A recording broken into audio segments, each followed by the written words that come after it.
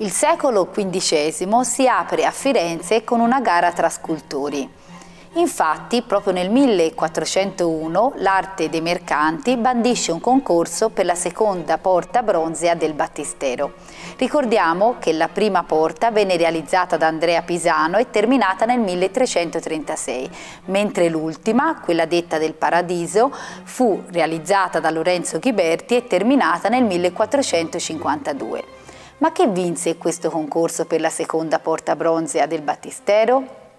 Lorenzo Ghiberti, nei suoi commentari, ci dice di aver vinto lui all'unanimità, ma le cose in realtà non andarono perfettamente così. Da altri biografi sappiamo che lui vinse ex aequo con Filippo Brunelleschi. Per il concorso venne creata una commissione di 34 giudici, tra questi anche il banchiere Giovanni di Bicci dei Medici, e alla competizione vennero ammessi 7 orafi fiorentini e toscani.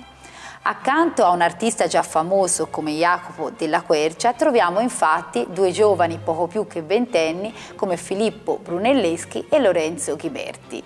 I concorrenti dovevano scolpire entro un anno una formella bronzea quadrilobata come quella della prima porta di Andrea Pisano con il tema del sacrificio di Isacco.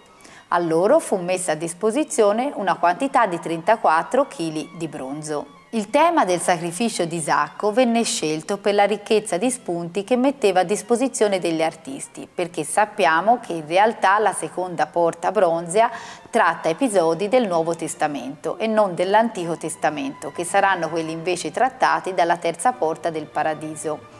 I personaggi presenti dovevano essere Abramo nell'atto di sacrificare il figlio Isacco, l'Ariete impigliato in un cespuglio, l'angelo che interviene a fermare Abramo nel sacrificare Isacco e il gruppo con i 2 servitori e l'asino. Le uniche 2 formelle del concorso che ci sono pervenute sono quelle di Filippo Brunelleschi e Lorenzo Ghiberti, entrambe conservate al Museo del Bargello a Firenze.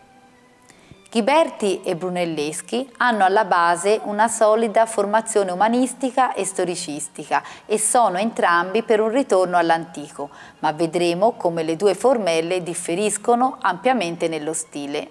Ghiberti elenca tutti gli elementi del racconto biblico, dividendo la scena in 2 fasce verticali, tagliate diagonalmente da una cresta di roccia. La sua narrazione è equilibrata, le figure sono proporzionate, la sua cultura classica è espressa nel sapore ellenistico del nudo di Isacco. Ma lui non rappresenta un dramma, ma evoca un antico rito sacrificale. Le figure sono vestite all'antica e l'ara ha un fregio classico. L'azione è ancora sospesa e le figure seguono le curve della cornice e non debordano il perimetro, come invece avviene nella formella del Brunelleschi, la cui storia dura molto meno, dove c'è l'urto di 3 volontà, quella di Abramo, di Isacco e dell'angelo, e dove le forze si scontrano, col nodo delle teste e delle mani al vertice di un triangolo.